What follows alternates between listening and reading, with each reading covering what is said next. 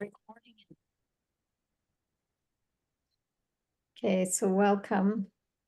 Here we are, plowing through chapter 2 slowly. We spent the last two classes really dealing with paragraph 4 because it wasn't so clear what was happening during paragraph 4. So I'm just going to do a quick summary of paragraph 4, and then we'll move on to paragraph 5. I'm going to share, I find these diagrams really helpful. So basically, we're in the middle of this mashal. It's really a mashal for what we were learning before, but let's just deal with it as it is on its own. So we're learning here about the way that the neshama makes its way into the guf, into the body. So over here, number 1 is the soul, and number 3 is the body.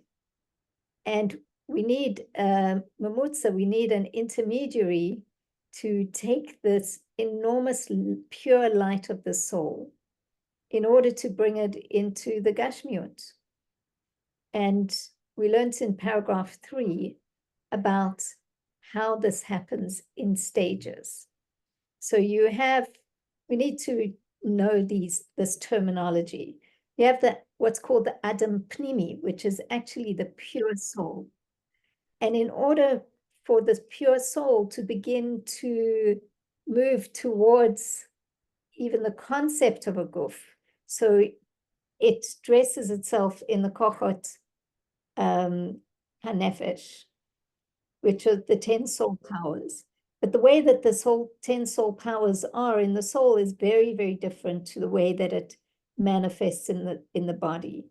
So here it's called the gashmiut of the ruchniut. It's just beginning to have kalim in order to come towards something that is more gashmiut. And then you have the Adam Emtsai, which is the Salmia Nefesh. It's the intermediary man that is moving towards the body, the mamutza between the soul and the body. And here it needs to estimate how to take this enormous light and put it into the body. And so it does it in the way of otiot, in a sense. So it's the revelation of the letters of the nefesh. The letters are really just another manifestation of kalim, an attempt to estimate how to put the light into vessels. And so you call it otiot. And then finally, we have what we're much more familiar with, which is ironically called Adam Chitzoni. We experience it almost like the opposite. Maybe it's confusing to say, but the Adam Chitzoni is Chai Basar. It's the life of the flesh. We experience it as our pnimi, but actually in the scheme of things, it's really chitzoni. It's the most external part of the soul body experience. So here, the 10 soul powers that manifest in the body are very spiritual relative to the gashmiut of the body. So they're called ruchniut sheba gashmiut. So those are the 3 levels that in order to really understand what we're talking about, we need to be familiar with it. And it's not so difficult. There's the soul, there's the body, and in between, there's a mamutza. There's something that goes between the two of them because the soul is so far removed from the body. And then we see here that it says that it's like the source, meaning the soil, the root, and the plant. That's a mashal for how we can think about it. So the body is kind of like the plant. It's what's revealed. The root is what is drawing sustenance from the source, which is the soil. And that's the process that we see. And then we went into the details inside the human body itself, the human being itself, the chai basar. It's the body, it's the soul inside the body. And here there were another 3 stages, that you had the kochot behelem, the powers, the 10 soul powers that were hidden. And then you need emtsaim, you need an intermediary again, in order to have kochot begiloi, that powers that are revealed.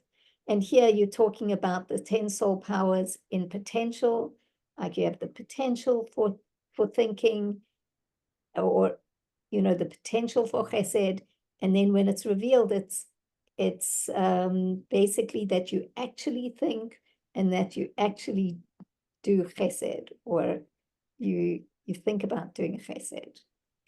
And then we learned that, okay, between these two, between the hidden powers and the revealed powers, there's an intermediary. And then in paragraph 4, what he did, and we looked at it last week, is he took this whole area of the Adam Chitzoni and we zoomed in. So I'm going to go and zoom in on that. See paragraph 4. Here we have we've zoomed into now the Adam Chitzoni.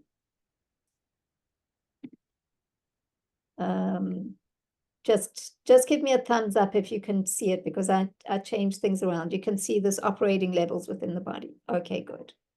So now this is what we looked at last week.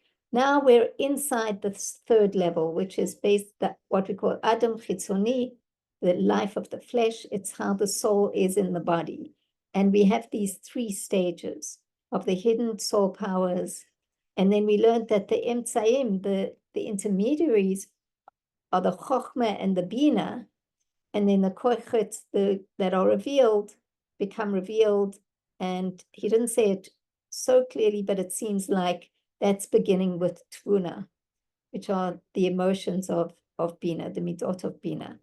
And once again, here you see again this pattern of source, root, and here it's the trunk, what's revealed.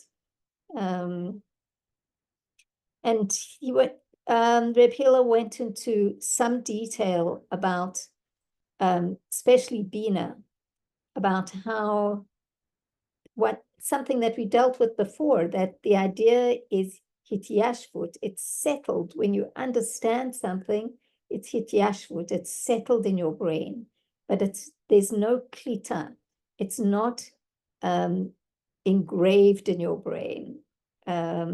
I don't remember the other word that we used, or absorbed. It's not absorbed or engraved in the brain. And that only happens as you go into Tevuna, which is a deeper level of absorption of the idea. Okay, so that's where we were. I'll say a little bit more about Tevuna. And basically in paragraph 5, he's going to talk a lot about Tevuna. So let me see what else I can share with you. We'll go to summary that was done. It's important, it's basically important that we really following the details. Otherwise, just feels like you get more and more lost. So here, I just want to focus on this. So we learned that Chochmah and Bina are not ends in themselves. They serve as intermediaries between the hidden core of the soul, the Pnimius Nekudas Halev, which he didn't say there in the text is Bina Liba, but we know that that is a code word for Bina Liba. So he's saying that the Chochmah and Bina are this memutza between the Bina Liba, and which is like the upper heart, and then the lower heart, which is the actual human heart. So they are the memutza between the hidden powers of the soul till they are fully revealed in the heart. And when intellect truly internalizes and absorbs this light, it becomes Tevuna. So it goes back a little bit to what we learned in chapter 1, and and gives us a new perspective on it. So then the text used this metaphor from Mishle, which is quite beautiful. Maim amukim etza belev ish, ish tvuna yidalena. The counsel in the heart of man is like deep waters, but a man of tvuna will draw it out. And basically what that was talking about is that the deep waters, the Mayim Amukim, is Bina. It's very deep. It's like waters that are deep under the ground in a sense, or not accessible to the eye, because they just hityashvut, they just settle. And then the man of Tvuna, somebody who has Tvuna, where the idea has really kind of engraved into their mind and they know it so well, they can then take these deep waters, kind of like with a bucket, and bring it up to the surface and explain it to somebody in a way that is so clear that you don't feel that it's deep at all. It's just like, oh, that's easy. And, we have a lot of amazing teachers in Chabad who do that for us all the time. They're doing all this very intense, deep work. And then they're bringing it to us like, it's so accessible. And so we really don't have to do that much work ourselves, or you don't even realize how much work they've done. They really, ish tevuna. And yeah, I'm sure you can think of, certain teachers that you're listening to their Torahs. I can think of a few, and they've gone and done all this deep work into the deep waters of Bina, and they've achieved it. It's become so engraved in their minds that they can give it over in a way that makes it sound so easy. I'll just use another mashal. I recently somebody posted on our family group some videos of my cousin's child who's doing gymnastics. And she's in some kind of regional finals. And there's a video of her on the balance beam. And for the first time, I understood how difficult it is to do anything on that balance beam. Because usually I watch just, like the Olympics or something where they do it with such ease. They have it they've done so much work. And here was an average 17-year-old who's still good at what she does, but you can see how hard it is.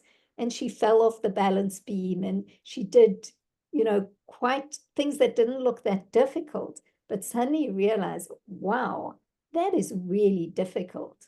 But we're used to just watching like the pros doing it and making it look really easy. So I thought of that. I was shocked how difficult it is. She was like just trying to do very simple stuff, and you realize this is super dangerous. Okay, that's my mashal for the mashal on the mashal.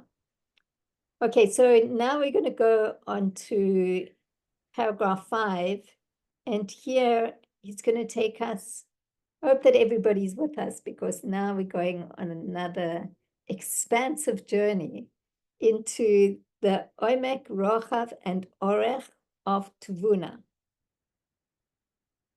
So we're focusing in here on that place where things are going to get revealed in our minds and become accessible to us. And even within them, it's amazing to see how he gives us a big picture, and then he zooms in and zooms in, and now he's zooming in again and showing us another 3 levels. I wonder if it's all these 3 levels, 3s and 3s and 3s. If there's this pattern of the source, which is hidden, and the root, which is also hidden, drawing from the source, and then you get the revelation. So that's it. Mila. over to you. Yeah. It's interesting that you're bringing it out, but we definitely see these. It's a constant throughout Shara Yichud, dividing it into 3 levels. There's three. Because for anything to emerge, you have this, there's one entity and then another entity, and then a bridge, a bridging entity, right? It just like goes on and on. And yeah, it's fascinating after Shara Yichud to understand what a complex structure we are. This is like, forget about it. Yeah, and it's beautiful. It's beautiful, and Shara Yichud is here to teach us. Shara Yichud is here to teach us that in every single detail that we are learning, okay, there's an essence of Hashem who's creating it, and this is the only source why it exists to begin with. Nothing is void of Hashem's presence. Hashem's revelation, it's a separate story. But Hashem's full presence is literally in every single detail, anything, all across. And this is pretty much what his bonus needs to bring us to realization, how this is so. And this is when the world will stop appearing as a separate entity. This is the goal of his bonus, is that we should not view the world as a separate entity, but see how godliness is in every single detail and aspect of it. So now those of you who think that they had a little yesh in understanding the 2nd chapter, you take another deep breath, okay, and a new reality emerges. This is not a foreign concept for us. We actually went in depth studying a concept of Omek, rochav, and Orech, right? We know that. We know that in general relationship, right? When he just brought that concept, what is Omek, what is rochav, and what is Orech? And he also brought it on every single level that we have learned up until now, which was Chochmah. We discussed what is Omek of Chochmah, which is rochav of Chochmah and Orech of Chochmah. And then we also took another leap and we learned it all about the Bina and all about the Das. Well, Das was first, it was Das, and so on and so forth. And now what is he going to do? He's going to take our known concept that we know about Tevuna. What do we know about Tevuna up until now? We know that Tevuna is what makes things get actually engraved in our brain. Okay, so he's going to take this whole concept of Tevuna and he's going to break it down into these 3 levels. And he's also going to merge, okay, how we opened the 2nd chapter, right? Understanding the Midas. It's going to be a little bit more enlightening. We were talking, when we did that with Chachma, remember? There was Gimel Reishin, right? Then there was Chagat, and then there was Nehi of Chagat. You remember that? The Gimel Reishin is just conceptualization of an idea. It's just a concept. I'm not yet thinking of doing anything, right? The Chagat was, I'm making a decision whether to move forward with that or not, with whatever I was conceptualizing. And Nehi was that I'm actually doing it. Okay, not only making a decision, but I'm making steps to bring it down to reality. So now it's also 3 levels, right? So what is he going to do? He's going to merge our concept of us understanding what is Omek, okay, what is rochav, and what is Orech, with understanding of what Gimel Reishin, Chagas, and Nehi. Okay, meaning we're going to be gaining new terminology for the same thing. Okay, so we could say that Gimel Reishin is more or less the Omek, the state of Omek.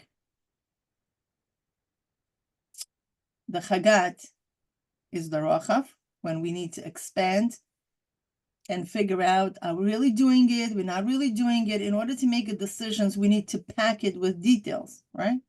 Because one detail can really knock you off from making that decision, either yes or no. Yeah, and then to bring it into practical reality, this is already the Orech. Okay? So now we're going to see how he explains it in the text, specifically for Tevuna.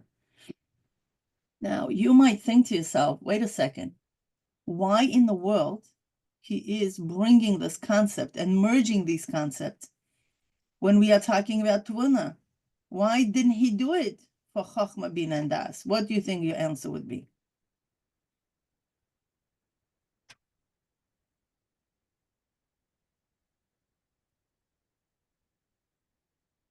Is the question clear? Like, he is bringing this new novel idea. Could it be that it's necessary to have that level of absorption in order to actually bring something down into action? Amazing, yes. Because when we were learning about Chochmah, Bina, and Das, it was still what? It was Gimel Ration, right? So in Gimel Ration, you have Chochmah and Bina and Das, Omek, rochav, and Orech, a little bit in a different way. But when we're talking about Midas, he's involving now the whole body, right? Not just the head. Chabad is just the head. He's involving all the Midas now.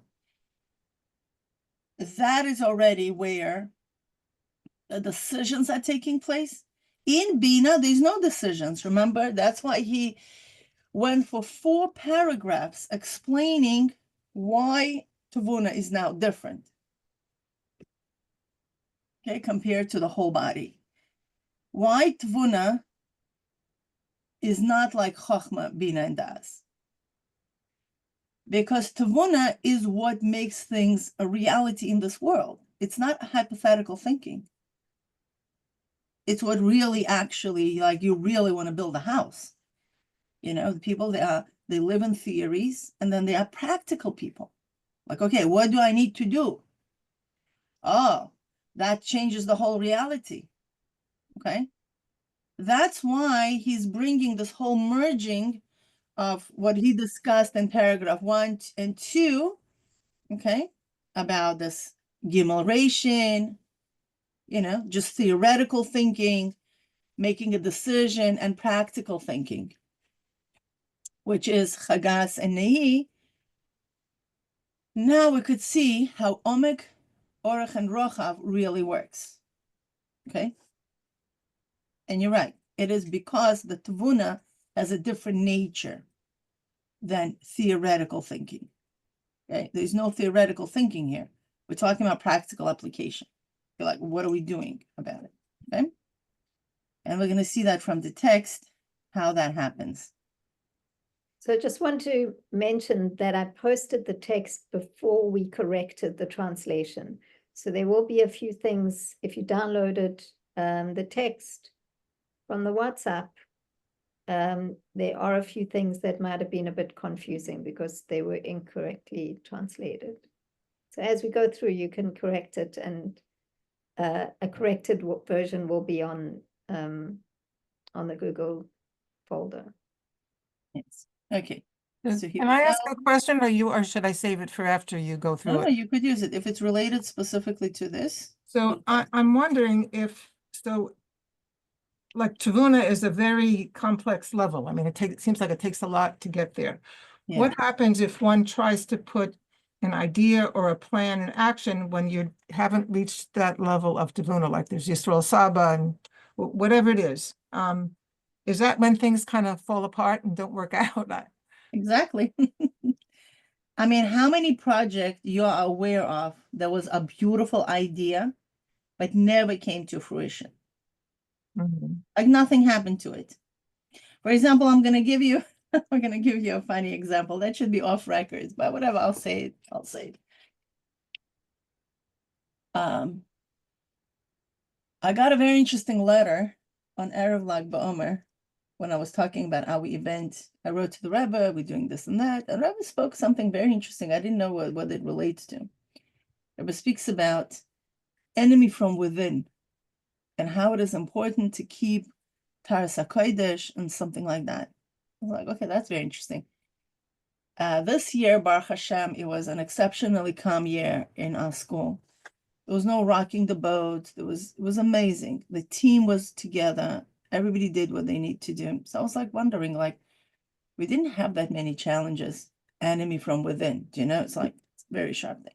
So we go to this big event, and as always, the politics.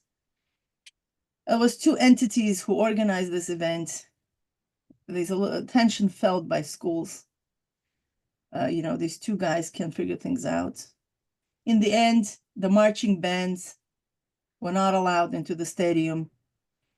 It was very disappointing because our students were very looking forward. We heard other schools practicing throughout the schools of Kranite.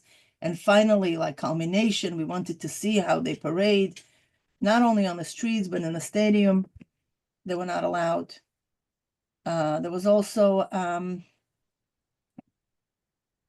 what was going on? There was also our generals from Tzivus Hashem were not allowed to parade. Why? It was all explained because there isn't enough time. It's Friday. But yet, a singer goes up, sings songs that may not necessarily be going to be approved by all the yeshivas who were listening there. Also, an entertainment was very, very weird.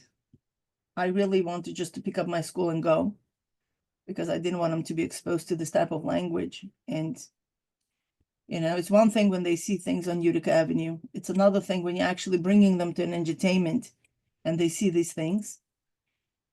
And then later on, we're having a whole interesting discussion on the group where all the Menalim, how it was inappropriate and how this one got disappointed and blah, blah, blah, blah, blah.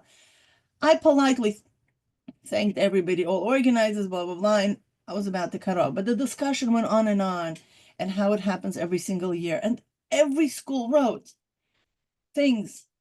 And then I was like, okay, guys, if we really want to change it, very simple. Let's create Va'ad Chinuch.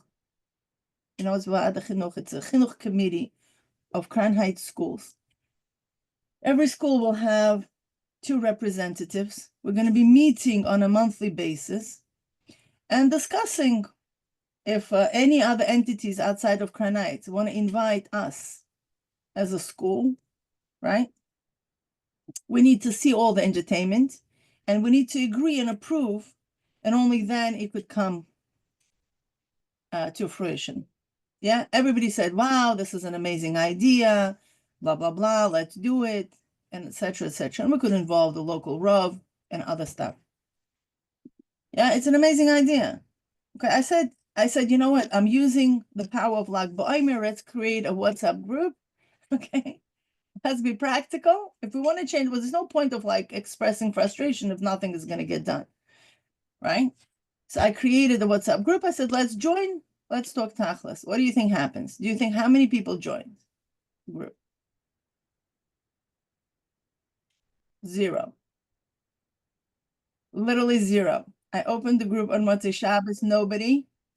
Now it's Sunday, 10 a.m. Nobody joined the group. This is when things get stuck in Tevuna. When there is no Tevuna.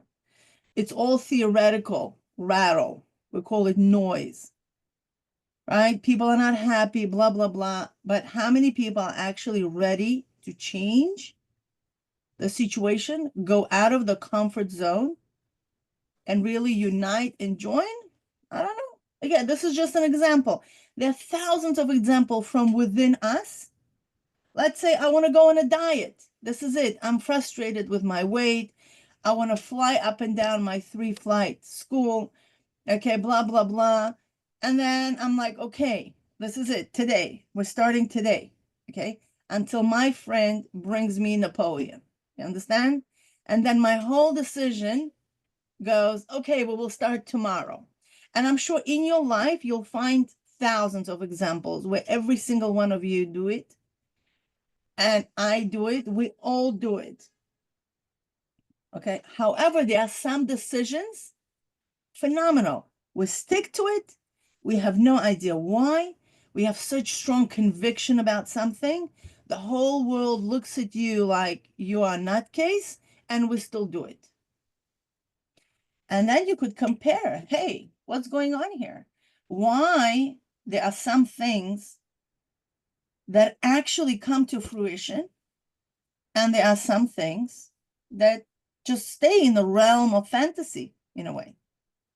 So Mila, could I comment, because I feel like you're speaking directly to me, but I'm so so sorry. I don't mean anybody. I'm talking about no, I mean the whole challenge. But so it sounds like the leader of a project might have that state of Tevuna, where they know what they're doing and they really want to do it, but in order for it to be successful, you need other people involved. So how do you fill the gap between your state of Tevuna and trying to create a group consciousness that equals that? So it's not just one person doing. it's true, but you know what? Tevuna is contagious. Okay.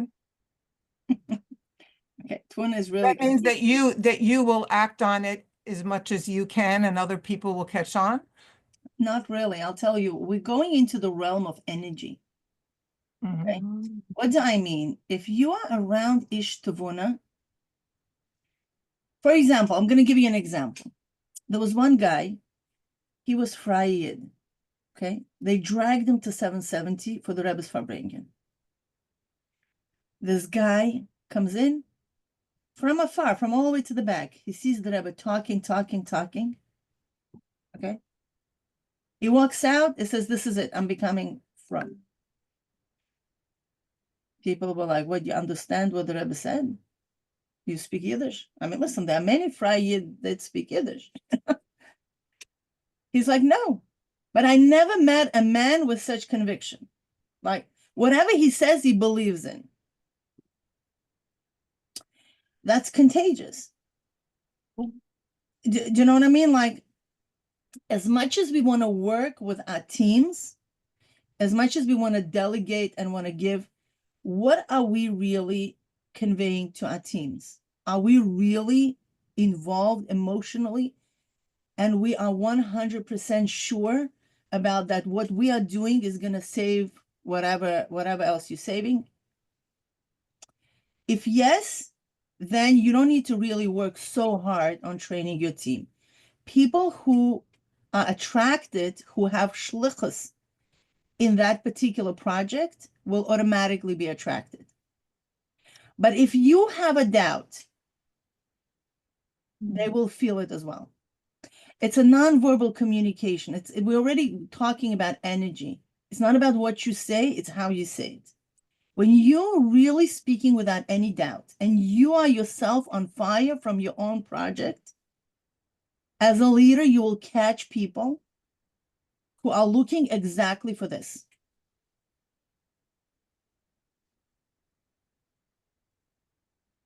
Okay? Not that I'm throwing all the, I just went through all these stages. 15 years I ran this project. It always goes up and down. But, I kind of developed that very interesting strategy if I want to get my team on fire, what I should do inside of me. And it always works. Do you know what I mean?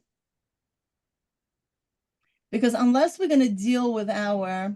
Can you give us an example inside of you in order to activate that so it should come on the outside? I'll tell you what it is. As leaders, I know we're really off the topic completely, and Maria probably will like, Well, okay. isn't it all about Tevuna? It is. I'll tell. But what is Tevuna? Do you understand? Tevuna is a mental energy. Do you understand the impact of you actually having a concept engraved in your brain? Once something is engraved in your brain, you start broadcasting that energy without any hesitation. because it's a fact. It's already in your brain. It's like you're having a child. Is anybody hesitant if they're pregnant or not? It's a fact. You're either pregnant or you're not pregnant. There is no in between. Either you have a new life inside of you or you don't. The same thing is with Tevuna.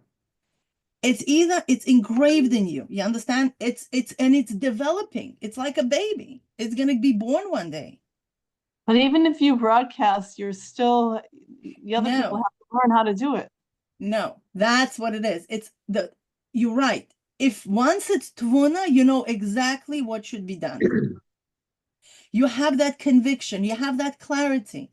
That's why he makes a distinction between Bina, where the idea is very settled, but you don't know how to give birth yet. You don't have a baby yet. Do you know what I mean? Like, it's settled. Yeah, it's internal. Bina is a pneumistic state, but it's not a baby. It's not a new entity, born and being developed. So this makes a lot Mila, of please. sense. Mila, hello, Yeah. it's Cody, and I want to ask you something. In the Tevuna proceeding, is there an element that is not being afraid of failing? No, for That sure, is because included. you are for sure, but you're ready to move on with this project. Yeah, for sure. The Bina went through all the details, all the hardships. Like, for example, me with my basement. Okay, right now, right? The school needs to have the basement finished. That's it. We grew to a point where we need this facility finished so we could already, do whatever we want to do with the basement. It's construction. It's a pain in the neck. You need to hire a person. You need to have a money, and they ask you questions. Like, how many times he comes in and asks me questions? It's not like you give a project to somebody and then they're going to do it. No, you constantly have to mother the project, right? Mothering the project is very essential. That's what Bina does. It's not like a, chachma, just give you a seed and you go figure this out, right? No, you need to mother it. And you're mothering it, and you're mothering it, and you're mothering it. It's pain, for sure. It's a discomfort. But anybody who have children, we went for this, right? But we thought everything is going to be easy. No. But you also learn with the process. You cannot know how painful is something unless you go through it. Again, it's going to be a theoretical understanding of how painful it is, right? The pain and suffering of birthing the project. It's, again, if somebody else tells you, it's a theoretical.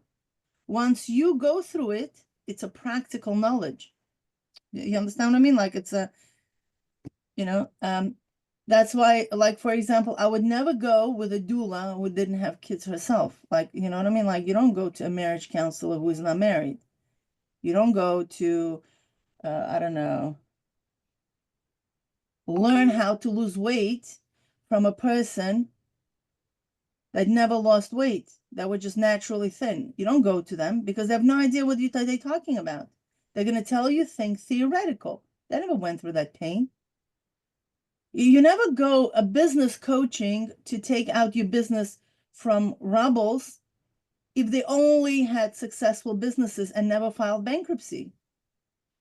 Yeah, like you want to deal with people that coach you that went through that difficulty, that know how to do it practically, not just theoretically, that they, was reading 100 books. Yeah, does that make sense? Okay, let's go back to the text. What? I'm sorry. Except that I don't think I expressed myself well. I said that in the Tenuva process, is there an element of possible failing and accepting the possibility?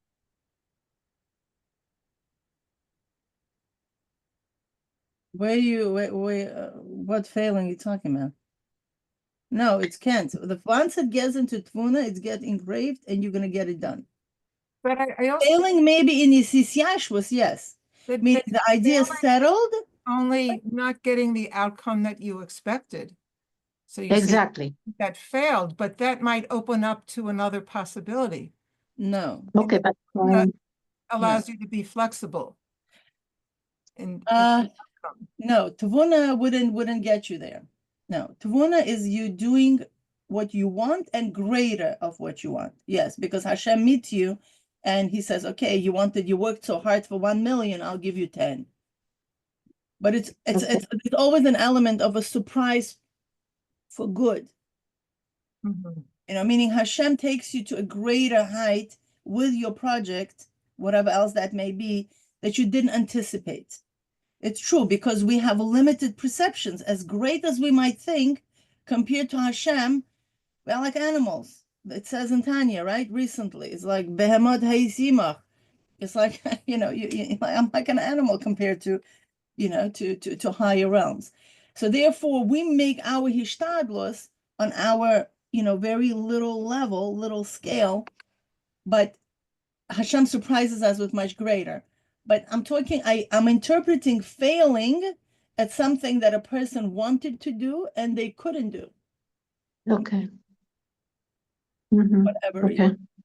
And from the perception of bitachon is always, I'm 100% sure that it will be tuv hanire v'hanigle, meaning my interpretation of reality of how it's going to unfold is going to be good, revealed good, not a hidden good. Not that there is something negative is happening, but truly it's a wrapped up good that's going to uncover later on. No, it's going to be revealed good. Like that's already, the midas habitachon. So then Mila, if it's I heard not, an does that mean there interpretation. was something wrong with the quality of your Tevuna? Tevuna is a byproduct. Guys, we're mentioning it so many times. Tevuna, it's not something you could do Tevuna. It's not like, okay, I'm doing Tevuna right now. No, you could do Iyun. Iyun will get you to Tevuna. Do you know what I mean? Like the deeper you go into the concept, the Tevuna will come with it. The midas are the product of your Iyun. The Tevuna is the midas of Bina. It's not like, a thing that you could do to have Tevuna. Tevuna based on your das, because das tachton takes from das elyon, right? And gives birth to midas. Well, actually, Bina gives birth to midas, but it comes through das, through this narrowness of the neck.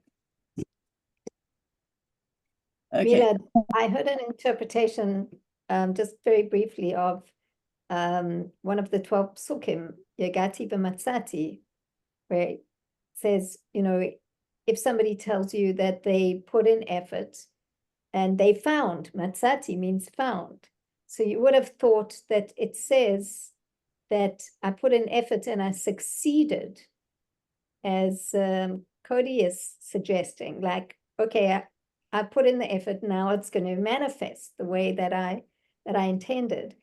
And there's a suggestion with the word matzati is that you put in the effort, and then, as Mila was saying, then Hashem shows up and shows you something. You don't necessarily get what you expected. Sometimes it'll be way more, and it's not like, I put in effort and I got paid. Like I do, like a worker. I work for 8 hours and I know at the end of the day, I'm getting my paycheck. Yagati, when you put in like real intense effort, then something else, then Hashem shows up. That's why he says koach chadash. If you pay attention to his lashon, it's a new entity is being created. New, there's always a novelty. There's always this like whoa effect, right? When like you get, I don't know, $40 an hour, you go work and you get your paycheck, there's no whoa. Like when you get a bonus, it's something unexpected, like whoa. So yeah, matzati is something like you're finding something like wow. There's a wow effect there, that you put in effort to a certain extent and you met with greater rewards that you anticipated. Amatia. Exactly. Matzia, exactly. Yeah, Matzia. Okay, so let's go into the text at least a little bit. Okay, intentions that this harchava of our brain will bring the harchava in the world, specifically in the borders of Eretz Israel. Okay, and this is beautiful borders. I like them. I want to see them manifest. Okay, okay, let's go. We are right here, Shara Yichud, chapter 2, paragraph 5. Vehina betvuna, and here in the Tevuna, yesh gam ken Omek, rochav, Orech. We also find that it has Omek, rochav, and Orech. Okay, so let's see what's Orech, what's Omek. Ve'ina Omek eina mahut klal. Right, we all know it. Omek doesn't have an existence at all. As it explained, kanal be'omke de Chabad, right? As it explained earlier regarding the depth of Chabad. We know it. Omek is a corner. You remove two walls. There's no corner. Okay, there's no amatzias of a corner.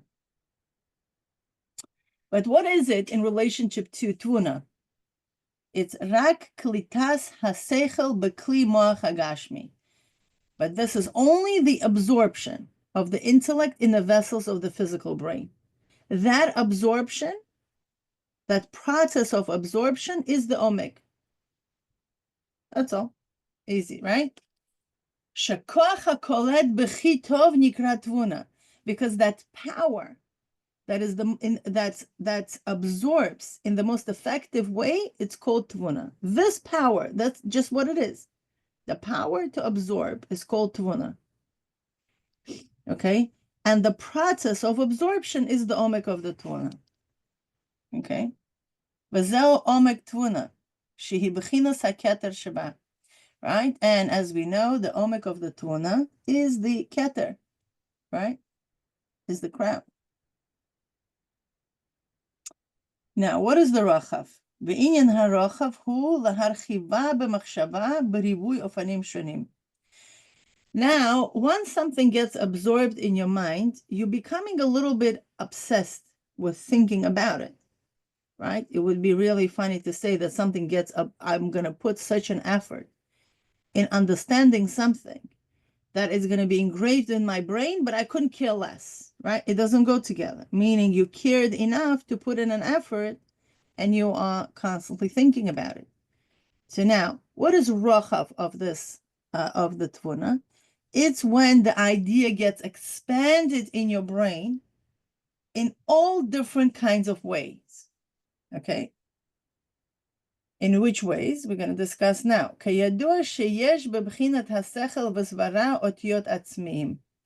Right, so now, if we are thinking about something, right, there is always an explanation, there is always words of the explanation, which we call them keywords. Okay, so anybody, if you're teaching specifically little kids, usually teachers, they're very, very careful, not just say blah, blah, blah, but you have to speak for the essence of the concept, right? You want to speak, you want to explain using words that are essential. Okay, so even in the thought process, when we teach, we need to define what are the essential words, okay? And this is essential words. Now, like as is known that in the aspect of intellect and reasoning, they are essential letters. That are necessary, not only necessary, it's a must words, okay, for the revelation of the understanding and grasping. Okay, it's a must.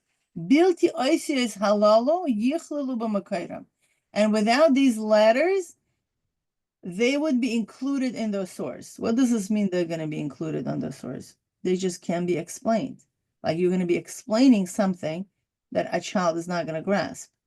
Okay, a student is not going to grasp.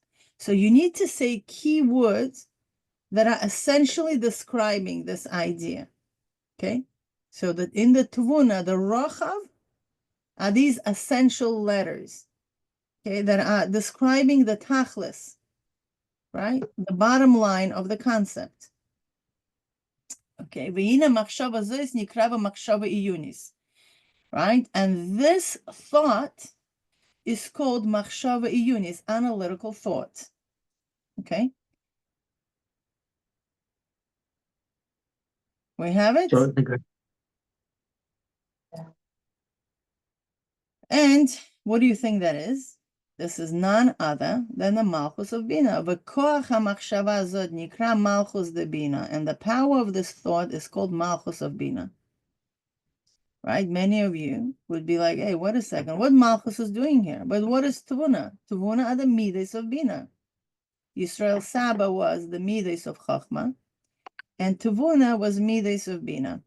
Okay, so which part of the Bina is responsible for this analytical thought would be the Malchus of Bina. Okay.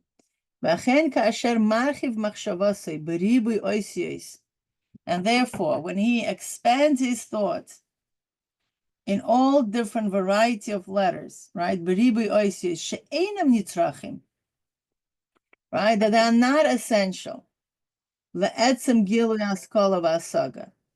Right? They're not essential for the revelation of this concept and grasping of it. Why? Because truly a person could understand even without them. Like it's not like a necessary, it's not like a must wording. Keywords, they're not keywords, but they help understanding, but they're not essential for the understanding. Okay? What happens? But nevertheless, they still help at the greater settling in the vessel, right? They help people to understand it. Okay, and then we're coming to this thing that we need to research with Neria. Kamamar kol PTA. As the saying goes, we don't know how to translate it. Okay, so B'ezrat Hashem, we're gonna understand it. But at the same time, we understand that this, whatever this ma'amar, is not an essential wording for us to understand this concept. Okay, it will help us, but this is not an essential. Okay, this is exactly the example that there are some description of a concept that is essential. Yeah. Is it possible that patataya is like pitputim? It's like chatter about the topic that Probably helps yeah. to. Yeah. We're looking. It's somewhere from the Gemara. Yeah, we need to look into the source to see exactly what is that about. Okay. But yeah, it could be like this little, it's like what we should be doing in a breakout rooms, basically.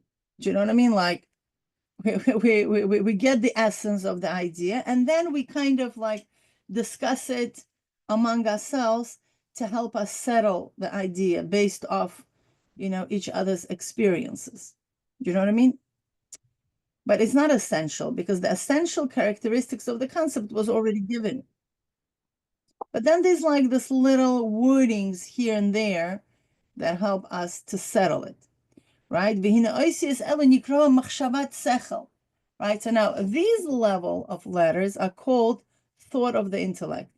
Malchus of the Tevuna, right? And this is the aspect of Malchus of the Tevuna now. Right? So now Tevuna has an entity on its own. Machshava of Bina was the essential letters, and the thought of the intellect is Machshava of Malchus. I'm sorry, of Tevuna. Okay, Malchus of Tevuna. Okay, and from this level, umizeh makor oisius hamachshava bilti sechel, anikra bechinas leah dalet ribaisei, right? Which is from this level, it becomes the source of the letters of the thought that are not intellect. Rabasi is great. Rabasi, right?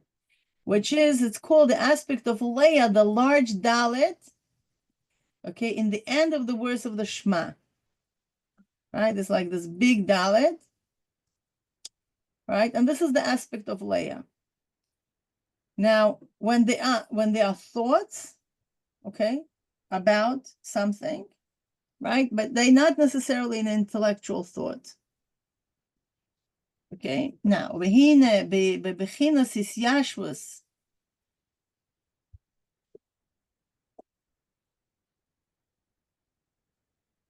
Okay. V'hine bebechinas hisyashvus hasechel b'moach. Yeah, there's supposed to be chav here.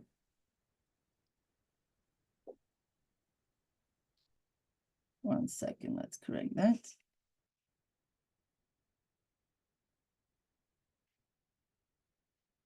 Okay, v'hine bebechinas hisyashvus hasechel b'moach alidei oisiyos. Okay, now, this aspect of settling of the brain, right? Settling of the intellect in the brain through letters is called rochav of the Tevuna. Okay. So now we already know when it actually gets in the brain, right? It's called the Omek. But the settling process in the brain, it's called rochav. And what do you think that is? This is already not Keser of Chochmah. I'm sorry, not Keser of Tevuna. Because Keser of Tevuna was what? Keser of Tevuna was the Omek of Tevuna. Now, the rochav of Tevuna is a Chabad of Tevuna. That's all. It makes sense. We're gonna do a diagram soon on separate sheet of paper, right? So that's now about Orech of the Tevuna. Now we're going to the Orech of the Tevuna. Ubchinas Chagat Nehi de Tevuna, which is the aspect of the Chagat and Nehi of Tevuna, right? So let's put it like this. We could put like a Tevuna here, and then we're going to make 3 errors. Okay, Kachab, right? The Keser of Chochmah, the Keser of Bina, would be how the intellect, the light of the intellect gets actually absorbed in the brain. The rochav of Chochmah, right? I'm sorry, rochav of Tevuna, okay? Chochmah, Bina, and Das of the Tevuna, and they're going to be all the letters, the essential and not essential letters that go into that explanation that help us to settle the concept in the thought, right? And the Orech would be what? Chagas and Nehi of the Tevuna, right? And which are what?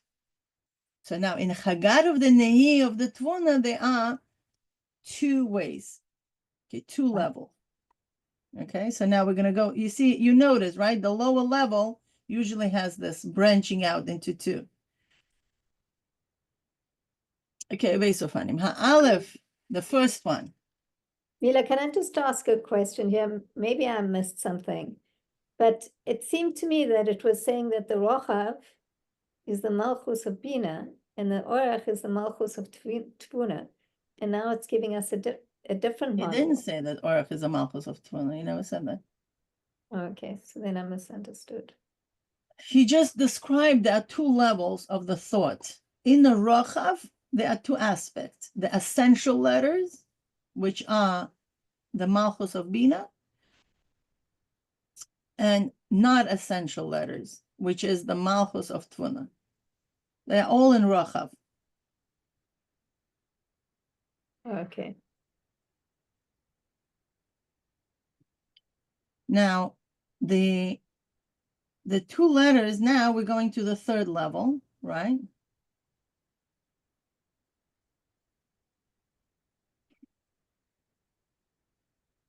Which is what? The 3rd level is the Orech. Remember, what is Orech? Misa? Giving over, right? I'm bringing it down to a more tangible way, right? This is more already down, not rochav. Rochav, if you remember, it's for the self, right? Omek is when I'm accepting from something higher than me. Rochav is for me, okay? And Orech is to give over, is to bring down.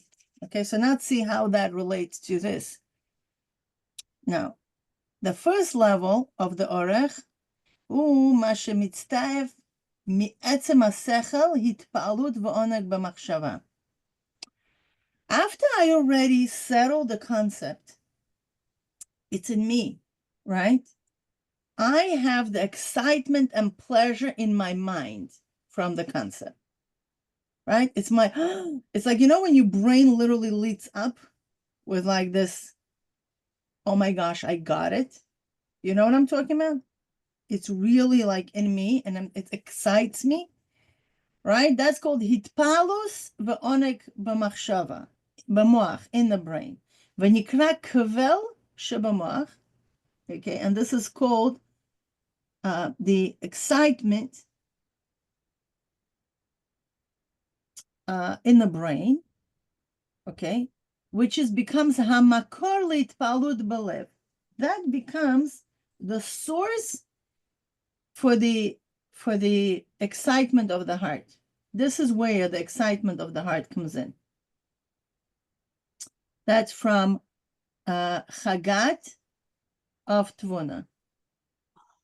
Okay. Wait, weren't you saying Nahi and then suddenly we're Chagat again? Why? Chagat Nehi. He puts it together. Chagat Nehi of Tevuna. We're gonna see what the difference would be. Okay. When you call Kvel Shebamach, okay, which is the makor of the itpalut of the heart. Shezeu inyan nivdal mi'etzem hasechel. So the excitement itself truly has nothing to do with the seichel. It's how you relate to it. Does that make sense? It already permeates you to the point that it moves you. But compared to the intellect, it has nothing to do with this. It's already something separate from the intellect, because the intellect, it's parv.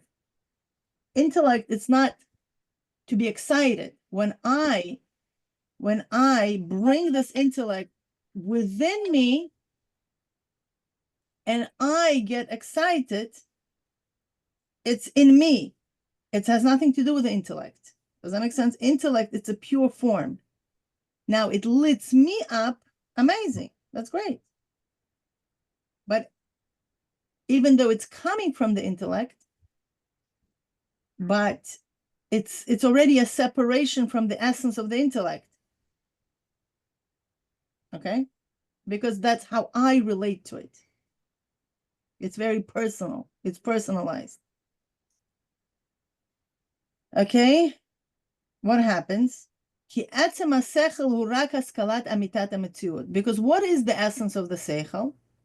The essence of the intellect is just the conceptualizations of the true reality.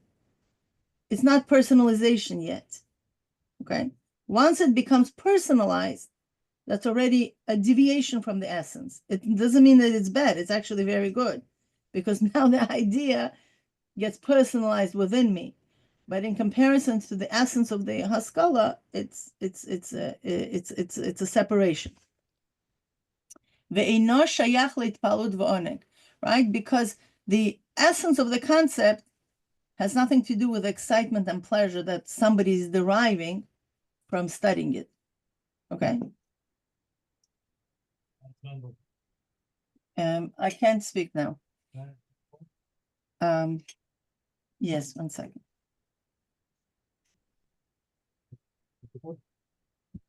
Zero 6028. Sorry. Okay, so now, hatokif sheyesh lo lahoira shaloi, right? But the force that he has in this teaching, right? Which is the horis halacha lamaise, right? Which is the paskin, the law pertaining to practicality. It's just called Nehi of the Chagat, very similar to what we had with the Chochmah, right? Which is called the Nehi of the Chagat. Okay. Uma shehistaev be'esek asiyat ech lasot b'poel mamash zeu Nehi of Tevuna kanal.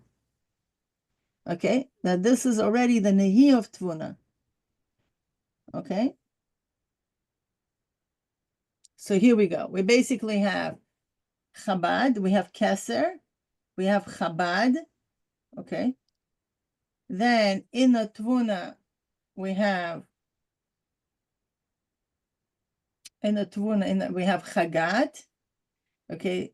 Then we have Nehi of the Chagat, and then we have Nehi. Did I confuse you? This is the mission. Okay. Is that clear? Okay. Now, why do you think he goes through all this process? Because I think Nechama, you understand where things get stuck, right? There are so many levels. There are so many levels. He gets stuck in one of these levels. Maybe he didn't have conviction. Maybe he didn't have tokef. So he didn't pass the station of Nehi of the Chagat. And that part of the intellect, okay, we're really doing it. Are we really, really doing it?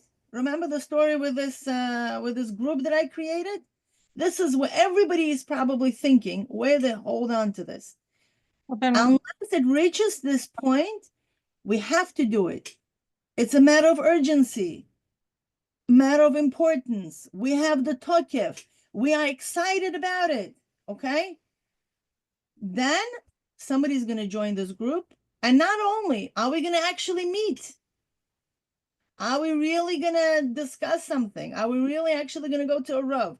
Are we going to have guts to stand up in front of this whole establishment that's making all schools crazy? Okay, and our kids are suffering. You understand what we're talking about? You know how much power you need to do this? So Mila, you created this group. Nobody showed up, and you could just say, give up. You could say, okay, nobody wants to do this, but I'm not going to give up because you know what? There's always one nerd who would want to join me. There's always no, nerds. but the fact is that so you didn't like give in to the resistance. You didn't say There's no resistance. With the resistance, there's no resistance. I'll tell you what it is. Okay. People were fed up about education in Kranites. Okay. There's always talking, we don't like this. We don't like this. Oh, you know what? Go open your school. Oh, it's so hard. Okay. So don't say anything. And you see, it's like how practical people are. You don't like something, do something about it. If you don't do something about it, that means you not really don't like it so much. It's not really in your kishkis. Do you know what I'm talking about? So this is exactly what we're talking about. Okay, as it's still fresh, let's do a diagram. Okay, and we're going to do that together because we didn't do anything with it. How do I share? Anybody knows where is this thing? How do you share the, what do you call it? The board, whiteboard. Okay, I see it's a different section. Okay, whiteboard, a new whiteboard. Whew. You see this? Yeah? Okay, great. So we're going to put over here Tevuna.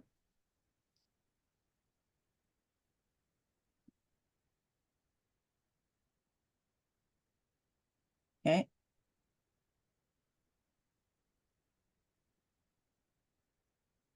Okay, good. So you tell me, what was the first one? What are we learning today?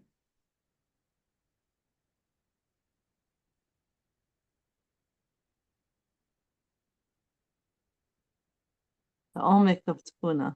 Omek, very good. You have nice handwriting. Huh. It's not really nice. I write much nicer actually in Malka. Okay. I'm using my mouse, my mice, whatever that is. Yeah. Okay. Well, I'm a teacher, right? Right. You better have good handwriting. Okay, let's go. So what's Omek? Omek is what? The klita of the idea in the brain. Okay, actual absorption. But that's also, if we're going to call it Chabad. Remember? No, I made a mistake. Chabad was rochav. Kesser, the kesser. Keser, very good. Keser. Is an elephant. Oh, who's writing there? Together with me. Please don't write. Okay. Keser. Oh, what is this? Okay. Keser was what? Then it was klita, right? The actual klita. With Klita. the kuf. Yeah, the whole thing is klita, but it's like klita, okay? Then it's keser. Okay, good. You like, Good. Klita is with a kuf. Okay, thank you. Seems like it should be a chaf because it's like call, Yeah, no, it's good. Klita. Okay, Klita. Very good. Now, Omek, then we have rochav, right? Rochav with ches, right? Yeah. It says rochav, rochav, right? Okay, this is Chabad. Okay, and remember, it has two levels. Machshava iyunis, right?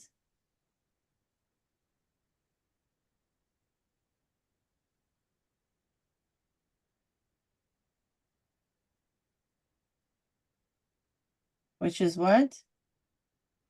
The letters that you have to Malchus. have. Very The good. letters. Mhm. Very good. It's essential letters, right? Without that, the concept is nothing. Malchus, the Bina.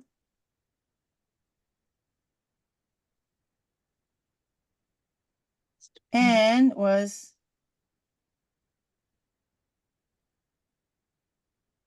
The letters that you don't need, non-essential. It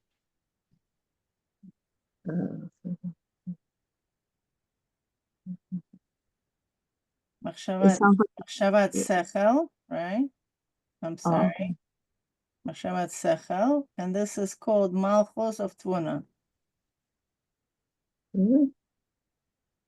Meaning it's like a chatter, it's like talking about the concept, but you can understand concept without it. It's like, yeah, this and that and then none and then it's like giving 3,000 mashalim, right? You don't need 3,000 mashalim to understand the concept. Then why is it Well, called some people Malchus? do. What's Malchus about that? What is that? Why is it called Malchus if it's not essential?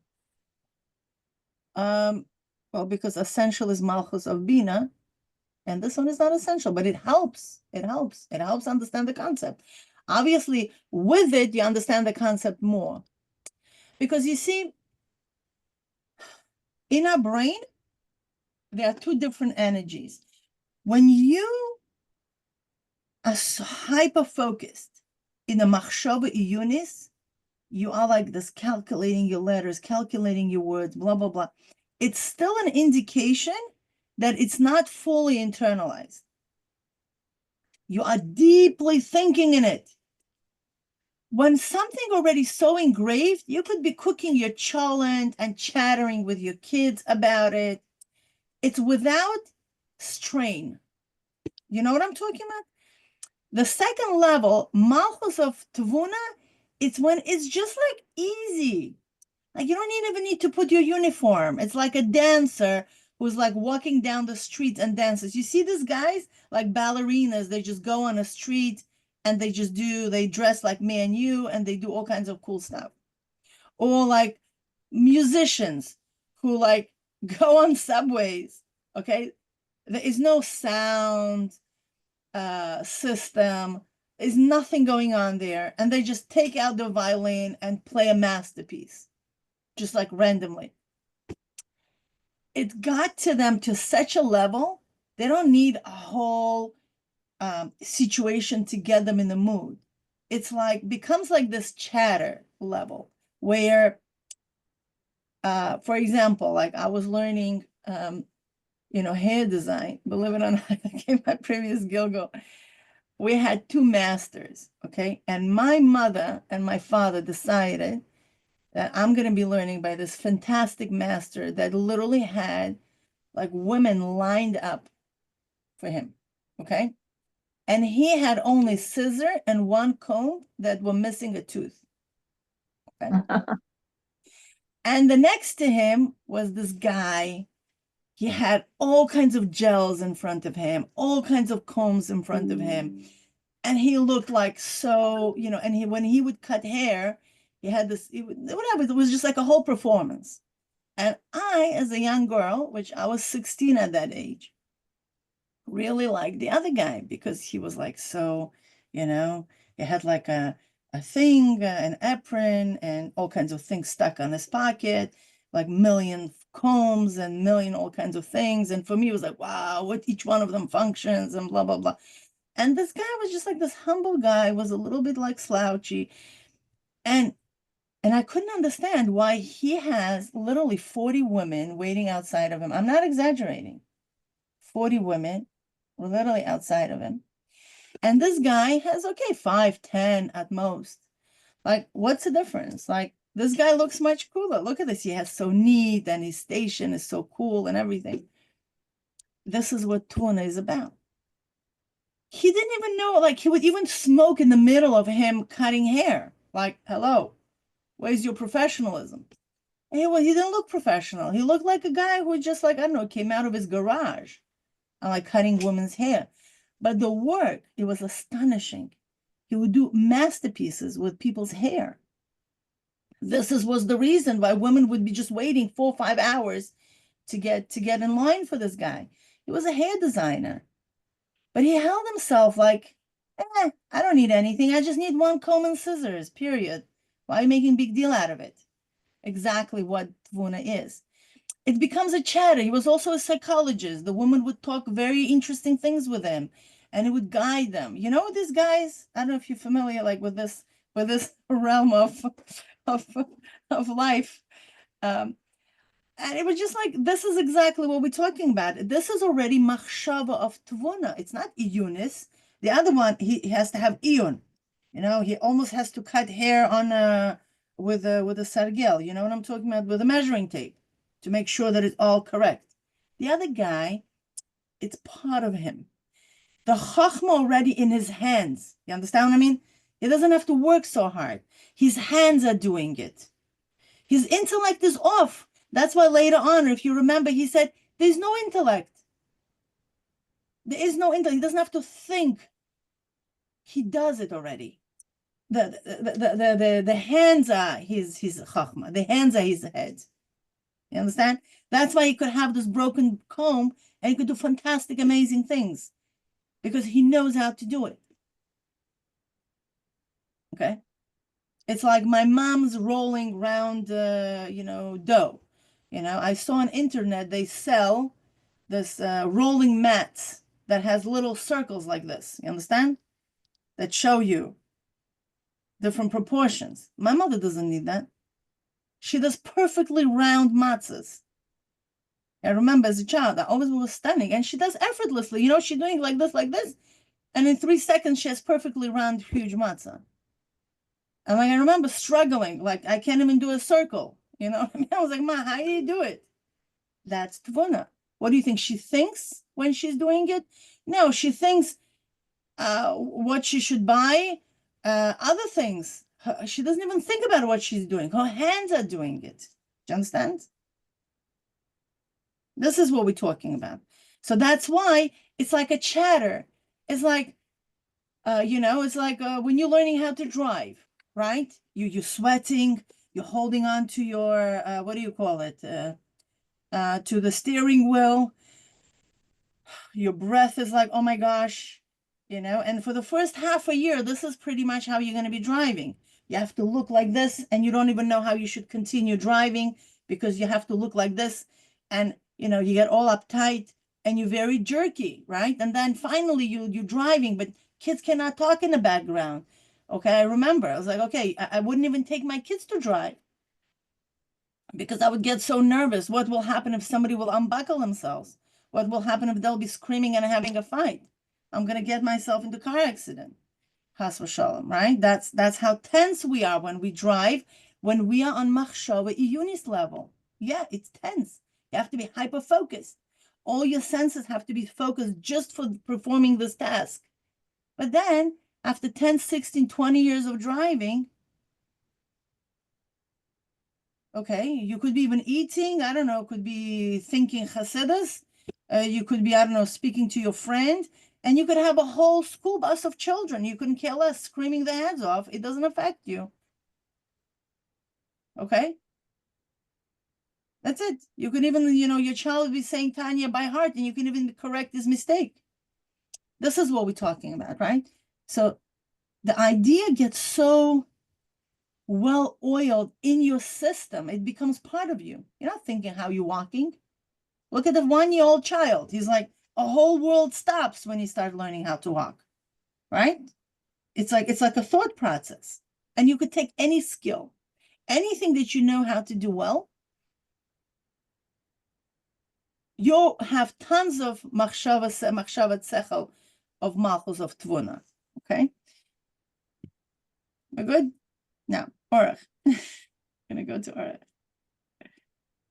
So I just wrote a little thing in the chat. So non-essential doesn't mean you don't need it. Like to me, I'm the type of person I'd bypass the chatter and get to the essential things. But no, this is the chatter comes after the essential. That's the thing. right.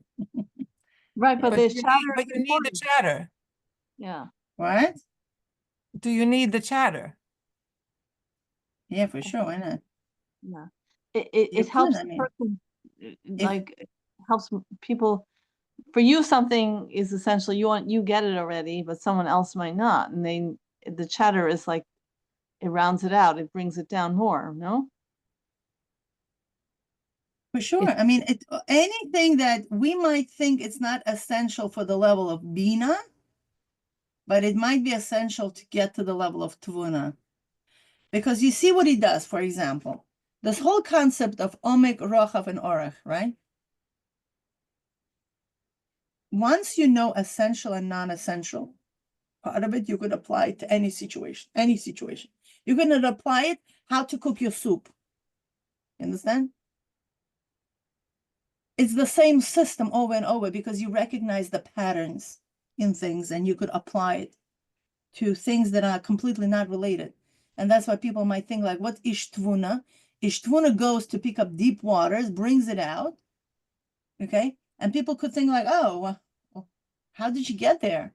How did you get how to cook your cholent from the concept in Chassidus? Like, wow, that's really stretching it. Yeah, it's stretching it. Ish Tevuna could do this, okay? So is that the same idea of bringing an idea down to a small child? Exactly, for sure. You could do it only if you're Ish Tevuna. Yeah. So that I just don't think of that as chatter. That's like No, tuning in. not as chatter, but you also, it's like, you know, the Rebbe talks about it. You know, it's like when you're supposed to have a class for Chassidus, and then when you take your camp on the bus ride, you could also schmooze. And all of a sudden, you're able in that schmooze bring a great concept to your kids. Do you understand? So that schmooze, what we're talking about. We also call If it like, you could, you don't need like a whole class sitting still, nobody's holding anything fully focused to you. It becomes like a chatter, you know, like you know concept so well that you could just schmooze about it. And this is what Mittel Rebbe's dream was, that people could go to the marketplace and talk about and schmooze about Yehuda Ilah, Yehuda Tata. When you can schmooze about it, you don't have to go to a class for that. You know it so well. Who doesn't know Yehuda Ilah, Yehuda Tata? You go in a marketplace, you sell apples, I sell potatoes, and we schmooze about it. You understand? Like it becomes an easy situation. It's not machshava iyunis anymore. I've done iyun so much. I could schmooze about it. so it lightens. It's not heavy. Exactly. It's not heavy. Beautiful. Yes. Maybe it's connected also to what Sichat Chulin of Talmidei Chachamim. You have to Exactly. study it. Yeah, exactly. Sichat chulin. Beautiful. That's what it is. It's like, and for us, it's like, oh, every word is a precious gem. You know, imagine like Baba Sali. What did Baba Sali? Imagine Baba Sali and our Rebbe going to, I don't know, to mozzarella to eat. If it ever happened, what would be the conversation? What exactly are they going to be talking about? They're not going to be sitting with the Gemaras or Kabbalah books open, fully concentrating, learning heavily. No, what the shmuz is going to be about.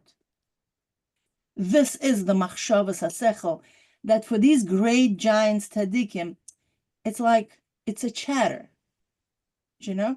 And yet for us, it's like, oh my gosh, you know?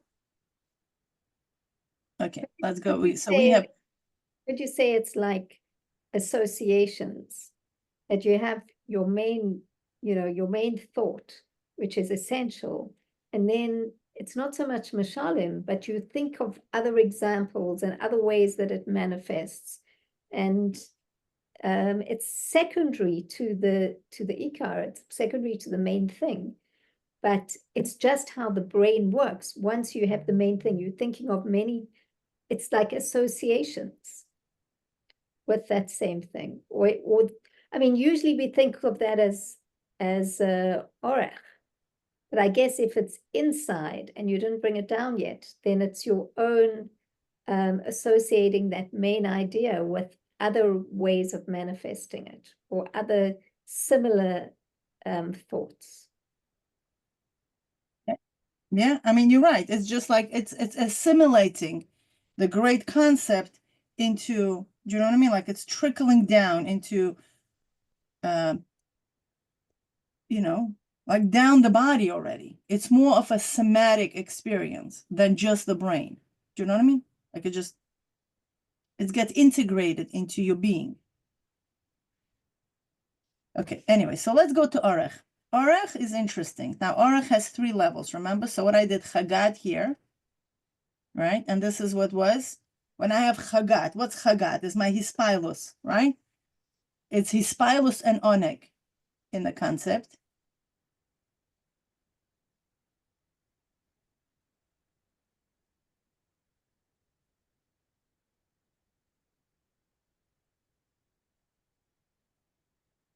Sichli. It's still in brain, okay, guys? Nothing going to heart. Sichli, and that becomes makor for the hispilus in the heart, okay? So Chagat of Tevuna is going to be the makor for the heart, okay? There's no heart. It's like this yet, okay? Now, Nehi of Chagat, okay, was what? It's Tokif.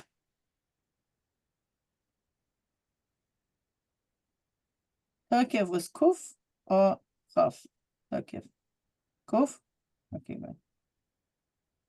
Okay, Tokif. Tokif of the decision. Okay, Nehi this is it, you're making it. The Tokif of the decision, let's see what the Lashon was. Neria, can you help me with the Lashon for the Nehi, the last one? What did he say?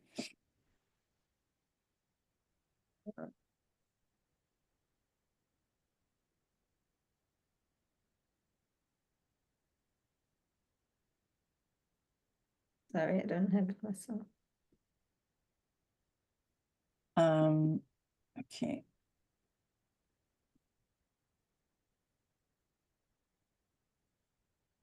איך לעשות בפועל ממש? Is that what it is?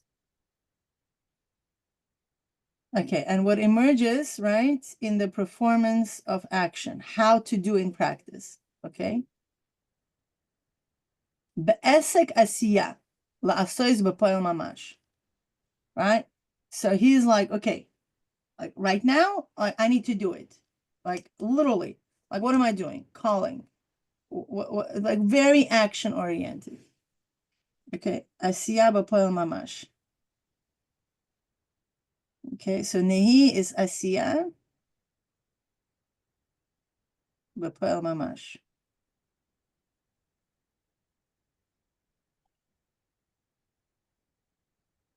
So we see from here what really is going to make my project grow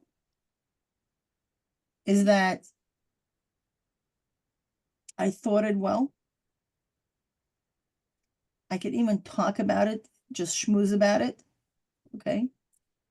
I also have excitement in my brain about it. I'm excited about this project. I also have the tokif. Okay, the intensity. It's not just, feeling good about it. No, I have the intensity, and that brings the urgency to do it. It's urgent. Okay, in that group situation, was it urgent for people? No, because they're thinking, well, Lag BaOmer is over. Weiter. I'm already thinking about my Shavuos cake. Why should I think about my Lag BaOmer? It's over. I have another year. Well, one day we'll talk about it. One day we will create a group. One day we'll create that Va'ad.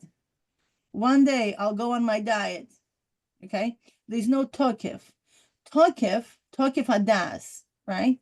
It's urgent. I need it now. Now I need to pay my workers. Where do I get $7,000? Do you understand? It's like it's an urgency. It's not one day I'm going to do my basement. Okay? Tokef is happening now. Okay? So that conviction, state of urgency.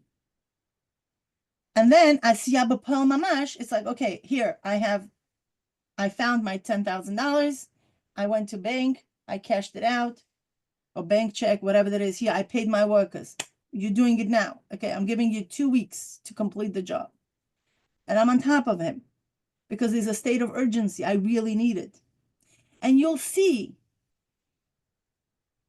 by the way, contractors, they ask you that question. Do you really need it? You have money? By when you need it to finish? Or you're not really doing it? Because they know this type of people. They're like, yeah, I want to do my kitchen.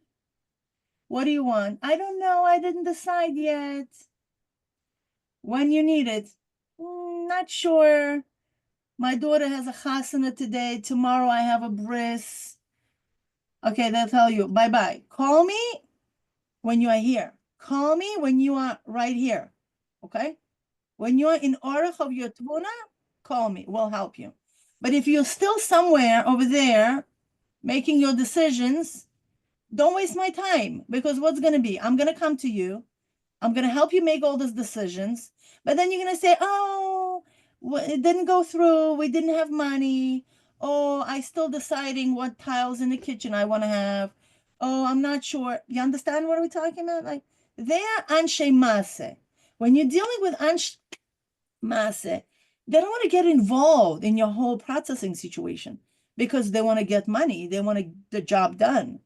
Okay, they want to go to somebody else. They don't want to waste their time, because by different people, the process from head to toe could take 6 months. And for other people, who knows what. So then they're like, okay, she doesn't know what she's talking about, because can you imagine how many times people build things and they just don't like it? Oh, I didn't really want this. Now I'm looking at it. It's not my taste. And can you imagine you just worked so hard to create a beautiful kitchen for them and they didn't like it? Why? Because they changed their minds? Like, excuse me, you don't understand. It's a countless stories that contractors tell me they don't like it. Here is your catalog. You make a decision. It's your project. They walk away, right? You got to live with this project. So you have to make sure that you are really sure about it. You're really excited about it. Okay? Because they don't want to work and create something that you're not going to like. Okay? So this is what we're talking about, right? So, yeah. Any questions on that? Yeah. Okay, let's go. A practical question. Okay. A practical question. So if one has an idea and he really wants to accomplish something, I just want to make sure I got it right. And what the person is lacking is perhaps tokif. Does that mean that he has to go back and go and analyze first in Binah and have all the details? And from there, what would be the process in order for him to get that tokef and the asiyah b'pol mamash? Look at the 2 levels of here of Orech. I'm sorry, look at the first and the second level. Why would somebody have tokef if they don't have ispilus? Right, and going back and going back and going back. How does one create the tokef and the b'pol mamash? You can't create tokef. You have to understand chashivus of this. If you don't understand chashivus, if in your brain you're thinking about thousands of different things and you don't see an importance of something, why would somebody do something if they don't feel it's important? Sometimes it could be, it could be so many different levels. It could be that we get inspired by somebody else's ideas. It's not yours. Your essence is not awakening from this. It's somebody else's goal. So obviously your level of intensity is going to be different. And if you want this level of intensity, where do you have to go back? Do you have to go back to Chokhmah Binah Dat, to the idea of Binah, to study the topic? Ultimately, it's your essence. If your essence is calling, it's beyond Lamala Mitam Vadas. Because it's not your Chokhmah, it's not your Binah. Really intense project, great project, even, like, do you know what I mean? They come if they're coming through your essence. If your essence is calling within you, saying, this is my part, this is my share. Otherwise, projects get dry. There are many, many great projects. Nothing happened to them because the person who was running it wasn't passionate. Why would somebody be passionate about something? Like, what's the reason behind it? And do crazy things. Mesiras nefesh. Mesiras nefesh comes from essence of the neshama. Not because I understand. It's because I'm going to do it even if I don't understand it. You understand? Ella, I think it's very important also to, depends what a person is carrying at that time. It depends also on time of the year. For example, right after Pesach, there's a lot of koiches from the Eibishter available. We go through the process of going out of Mitzrayim.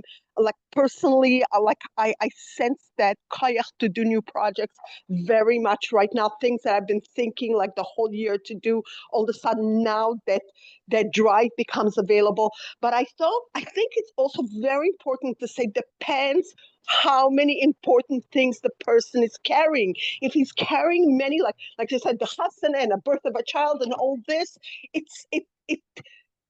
all these things are, it cannot be it has to be, all these things have to be taken into consideration. 100%. And you know what? That's how you know if the concept is essential and if it's not. Okay? But I think That's how you know. Are That's you- how you know when something is so deeply rooted within you that you becomes like a phonics. You know what's a phonics? You completely burn into ashes. And the of your neshama is able to restore that vision. Talk to anybody who has a great project. You go through so much. You want to give it up. You don't want to do it anymore. You don't see your vision. Your vision get dimmed. You don't want to do it. You don't have a cheshek. You feel like menuteket. That's it. You're closing. That's it. I'm not doing this anymore. And all of a sudden you go to sleep. You rest. Okay, you rejuvenate. And the concept comes back right again. No, we're going to do it. We cannot allow ourselves to do this. And it happens so many times. Okay, so it's like, this is what I call some concepts, some ideas are so deeply rooted within you, you don't see your life without it. And some Mila, I concepts, feel okay, I'm not going to go with Mesiras Nefesh over Chon for Shabbos. But when it comes to project, for my school, yes, I will go. So even within the boundaries of reason, there are some things that we're ready to do unreasonably, and some things like, okay, you're just not gonna have Chon for Shabbos. That's okay. You know what I mean? Like, it's not. I would like to narrow it a little bit. You're talking about a big project like a school and bringing it forwards and the whole chinuch system, etc. I'm talking about people that know they have to do certain things. Think in the 30s when people said, yes, things don't look good, we have to leave Poland or we have to whatever. But they didn't have enough of tokef adat. Where and people, and there were people that picked up right away when they saw things. And where does this tokef that comes actually afterwards with Paul Mamash, where does this come and how do you cultivate it? I'm talking about in your own family, not necessarily big projects. Okay, fine. So I'll tell you what I'll tell you. That's, I think we need to go back and see Bina, right? Let's analyze Bina. That's exactly what I asked, if it has to go back to Bina. Yes, because it's all within our reasoning, okay? how sensitive we are to listen to ourselves. And it's so interesting. There's a letter of the Rebbe I came across. I'll share it. It's a beautiful letter where a young girl writes that she has 2 shidduch proposals. And one of them she has Hamshachas Halev. You know what letter I'm talking about? Just read it.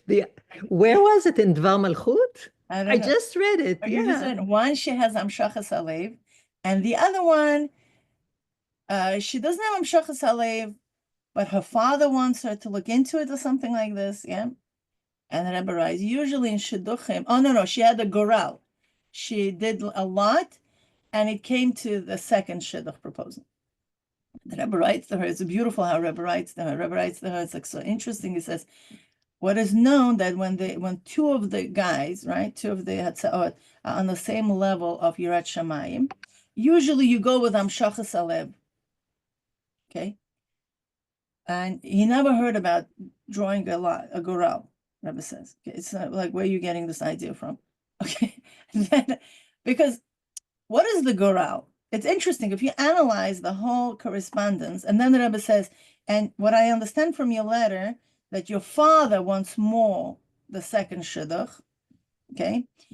And I suggest you speak with him to figure out why he's so convinced for the second shidduch. That was it. Interesting. The Rebbe really lives it, empowers her to make that decision. And there's a reason for it. Why? Because why would you even draw a lot?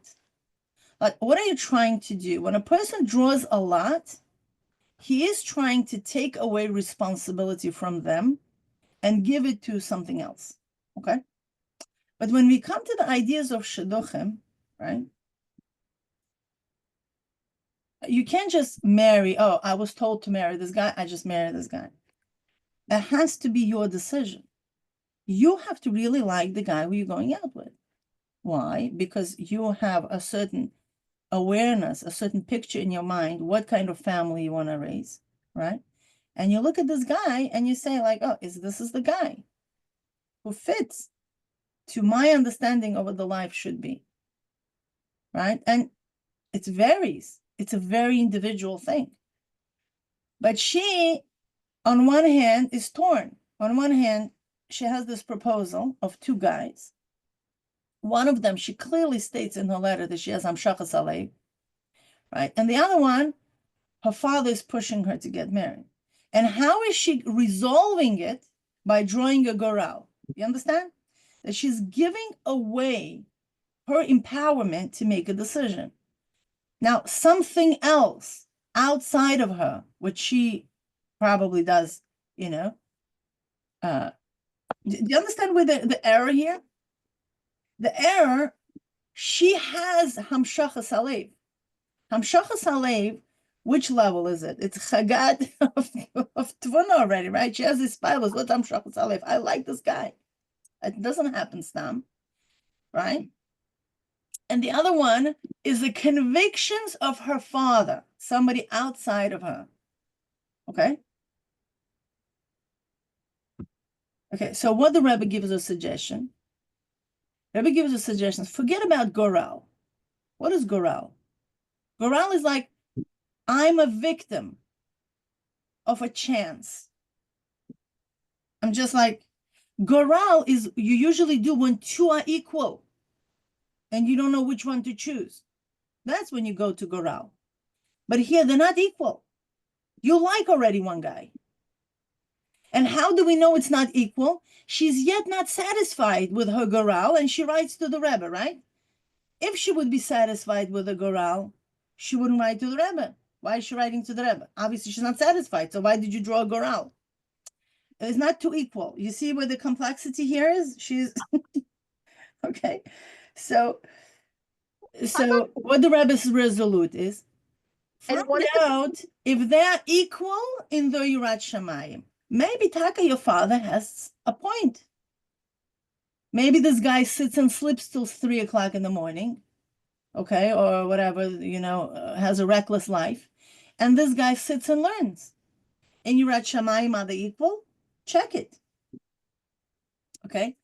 Once you have your bina, check it out before involving your emotions. check it out from the seichel. You see what I'm talking about? Check it out. Yeah, you may be liking him, but how much you know him? Are you still going to like him if he's going to continue waking up 3 p.m. and davening right before Shkia? Probably not, because you want to have a life of Torah and mitzvahs, and having a husband who doesn't know how to get up in the morning, okay, it's not going to happen. There's going to be a conflict there on a constant basis. Do you understand? If he cannot hold his darim, he probably won't be able to hold a job either. So, you know what I'm talking about? Like, check out. Before you're going to put your hamshachas alev there. Brain. Just simply, is it a match or not a match with what you want to build? So this is what we're talking about. So once it's a match on your brain, then you'll look for hamshachas alev. Because not everything that your brain tells you is good. It's actually on an intuitive level is good.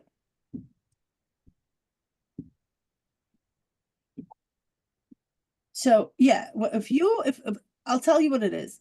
You brought up why in Europe people didn't peg themselves and go when they saw things happening. They probably listened to somebody who told them, no, don't worry. It's okay. Nothing to worry about. It happens. You know, so there's always, we don't live in a vacuum. You know, we are social beings. We sometimes give too much value to other people's opinions. And we knock down our pnimis nekudas halev, you know, that tells us information. And even our own brain, if we only access chitzonius of bina, we never reach our true essence. And this is what he keeps saying. Okay, iyun is what's going to bring you to all these beautiful levels above and to all these beautiful levels below. The answer is your bina, yes, iyun. Yeah.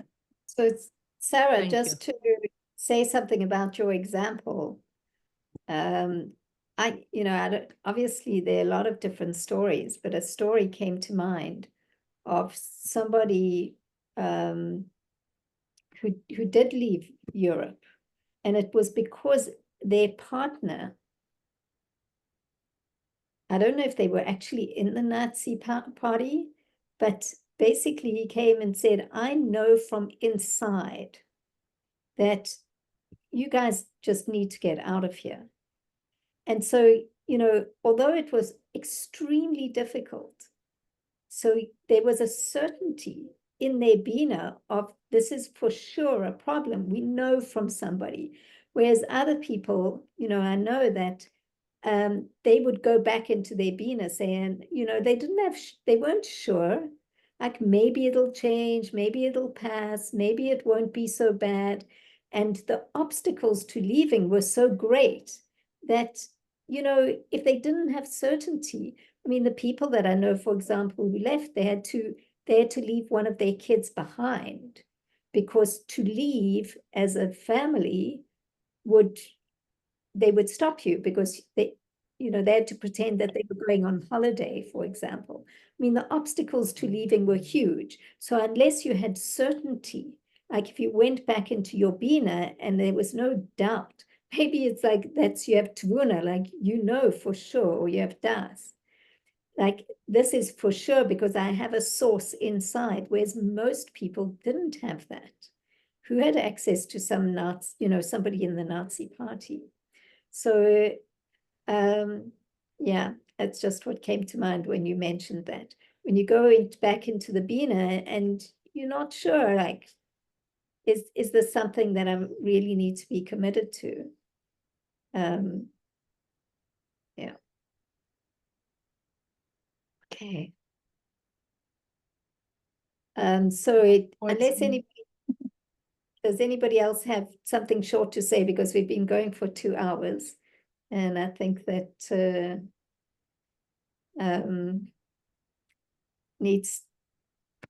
really needs some iyun just to contemplate this, to go deeper into it, each person on their own, and get clarity. I just want to say, I think this is so practical. It's so easy to to apply this process, even though it's very intricate, but at least for me. So like bridging the gap between what you want to do and really doing it, and the self-doubt that comes in and having to engage other people. So that's, but it really speaks to me, like the intensity and being sure about it, and then just figuring out I guess the nahi part. Nechama, can you be specific on when you say on the practical level, where are you taking it? I don't want to get into my whole project, but basically I'm involved with a project that's something that's very close to my heart, and Mila knows about this. I do gardening, and I'm trying to reestablish a children's garden that was destroyed by a construction project. But it involves the people, you know, I'm not the landlord here, and it just involves other people. And on top of that, I'm going to be moving from here, and I want to establish, and I want to do it in a way that it's going to be sustainable. So there's a lot of moving parts here, but I know that whatever comes up, it comes, you know, I just went out this morning to prepare a garden bed, and you know, it's my, you know, spiritually, it really speaks to me. It's something that I can't not do it in some way, but it really, it's a challenge knowing how to engage other people, and there's some resistance, and there's a lot of people say, oh, that's beautiful, that's great, but nobody's there's going to do what I'm doing when I'm not here. So and it's also not an all or nothing project, but I really relate to the intensity of it, and have gone through the thought process that it's a good idea, and why it's a good idea, and why it's so important. And I mean, basically, because I believe that through gardening and seeing how things grow and being connected to nature, children and myself, but particularly children, they just see the presence of Hashem, and it's so beautiful, and it inspires me, and I see how it inspires little kids. So how can you not do it? Anyway, that's my little piece.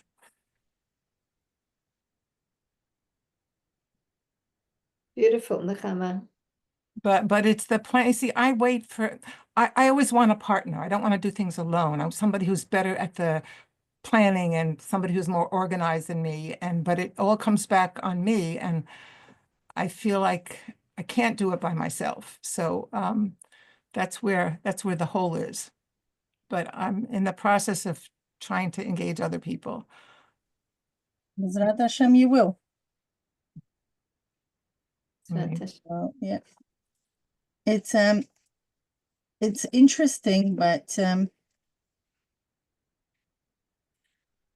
I guess you know, that's a call for another course. Yeah. like How to bring fruition, you know, taking this idea and really using the structure. Yeah, using the structure in a way that it's not just our thinking brain, right? It's not just our limbic brain. That's when we get excited, right? But it becomes part of our being. It's like, you know, already in your cerebellum, and you know, working from that place on, because then we don't have to be thinking about it. Things will be just happening, right? Aren't we all tired of thinking about things? I think there is the structure, and then there is the experience that you have with yourself, the way you have been working with yourself. Mm-hmm. For instance, I know that I cannot do something it has to be very, very, very progressive, and I have to have it in my mind, yes, but not being too stressed about it. Try to forget the stress and doing little steps. And I know that at one point, I'm going to be ready to just go and do it. It's a way to work and knowing yourself. No, for sure. It's So I guess I'll tell you what it is.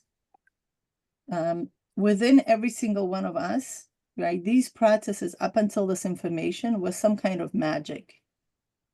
You know, I often refer to it, things just happen. Okay? It just happens. Now, what ends up happening is that, you know, we are demystifying it. Okay, why? Once you understand the process and you have clarity of the process, so you don't just rely on a chance for things to just happen sometimes and sometimes not to happen. You actually have a formula of how things do happen. And you could make a conscious choice when you do want to engage in something that should happen, or when you don't want to engage in something that doesn't happen. So you are become your own boss, as opposed to become victims of things just happening in our lives. So that's all. We could continue living and just with this piece of information and let things just happen. Some projects will fruit, some projects will not fruit. And we don't have to go deep into things like, oh, why it's blah, blah. But if we really want to know ourselves and understand from within why some things are happening and some things are not happening and study the process. Okay, so then we master ourselves and then we can make a more conscious decisions. Okay, yes, this is what I'm going to go through the process. And this is just too shallow. Let somebody else deals with it. It's not mine. Why should I waste my time doing this? Mila, I have a question. Okay. And then we'll wrap up. Yeah. You said that everything, all our learning is about having Eretz Yisrael in a better place in terms of land and so on and so on. So my question is, the people who did run from Europe, were they saying it's okay that what's happening up there? Or did they become the part of the cause by running away? I don't understand the question.